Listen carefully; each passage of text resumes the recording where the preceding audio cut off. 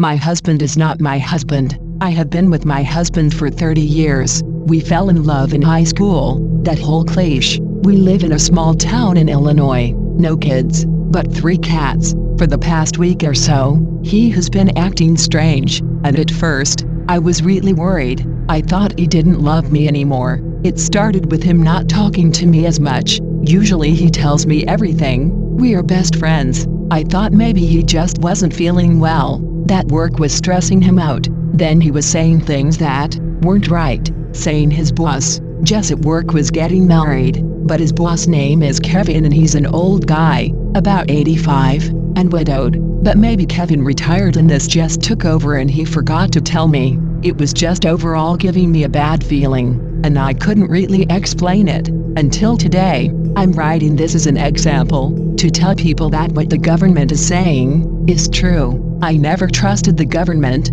but most sane people don't. Today started normal. The sun rose at 6:52 a.m., after I had already gotten out of bed. It's Saturday, but I am so used to getting up early for work that I just get up early every day. I made coffee and sat on the couch to turn on the news. My husband usually gets up around 8 or so on the weekends, so I usually just sit around, read or watch TV until he's up, and then we make breakfast and decide what we are doing. This past week of him being weird made me on edge, so when we walked out of the bedroom, wide awake and dressed at 7:05 a.m., my fear for the day started. Good morning, babe. He didn't ever call me babe. He called me donut as an ode to our first date at a cafe where I ordered a donut, and he said that a donut isn't a good lunch. Morning, you're up early. I smiled anyway, let him kiss me, and then he disappeared into the kitchen. When he was out of sight, I returned my attention to the news, and when I did, a message was on the bottom of the screen. If you believe that your loved one is not WHO they are supposed to be, remain calm and leave your home immediately. I stare as the message continues scrolling on the bottom of the screen, and then it changes.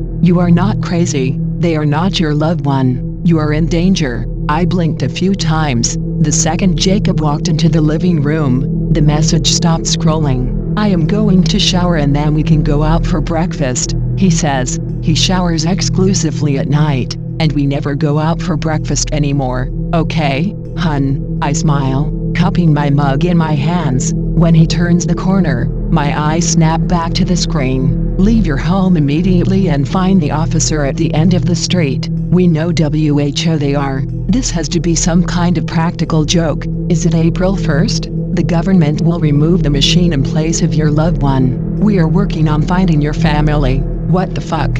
Okay. At that point I was scared. Either it was joke or I was in danger, and I didn't want to find out the hard way. So, in my bathrobe and slippers, I turned the TV off and set my half cup of coffee down. The shower was still running, but when I stood and made my way to the front door, it stopped. Not even 2 minutes after it turned on, I stopped, 2 steps from the door. When I turned around, Jacob was right there. I jumped. He had a very over-exaggerated worried look on his face, almost unnatural. You startled me. I laughed, my heart racing. Is this my husband? I kept trying to examine him, but the way his body and face looked was so unsettling I couldn't stare. Where were you going? He asks, monotone. Nowhere. I thought I heard someone on the porch. God, I'm glad I can think fast, because he believed it. Oh, is there someone out there? The next 3 moments, I realized that it wasn't a joke, because when Jacob turned to go to the front door, he glitched. That's the only way I can explain it. It was like watching a video of an AI on TikTok or something. His arm was in one position and then in 2 milliseconds it was behind his back, his head tilted to the side, and then his head went back and his arm was back at his side, and then he was normally walking to the door. My heart was racing. I needed to get out. That was a quick shower, I said, swallowing hard.